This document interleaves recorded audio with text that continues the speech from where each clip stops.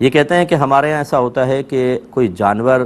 2 سال کے لیے کسی رشتہ دار کو دے دیتے ہیں کہ تم پالو، جب وہ بڑا ہو جاتا ہے تو پھر اس کو بیچ کر قیمت آدھی آدھی کر لیتے ہیں، کیا حکم شرع ہوگا؟ دیکھیں شرعاً بالکل جائز نہیں ہے، کیونکہ آپ جب ان کو دیتے ہیں پالنے کے لیے یا تو مالک ہی بنا دیں، اور یا پھر اگر پالنے کے لیے دے رہے ہیں تو آپ نے جانور دیا اور ان کی وہ سروس پرووائڈ کر رہے ہیں، اور سروس کے لیے سیلری چاہیے، یعنی آپ کو کچھ نہ کچھ ان کو دینا ہوگا۔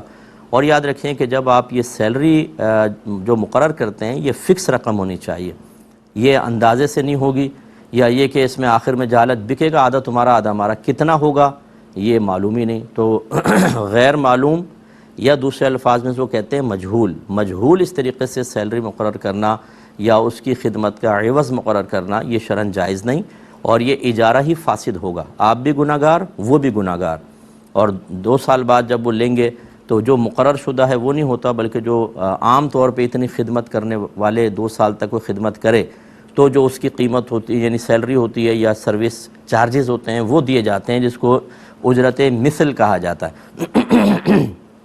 تو بہرحال یہ طریقہ کار صحیح نہیں ہے، آپ یوں کریں کہ ان کو دیں اور 2 سال کے لیے ایک رقم فکس کر لیں، چاہے وہ اسی اندازے سے کر لیں کہ اگر یہ جانور 2 سال بعد میں بیچوں گا کتنے کا بکے گا اور اس کا کتنا پروفٹ بنے گا۔ فرض کر لیں وہ 50,000 آپ کے ذہن میں آیا تو بس آپ کہیں کہ 2 سال کے لیے جانور میں آپ کو دے رہا ہوں، 50,000 میں اس کے آپ کو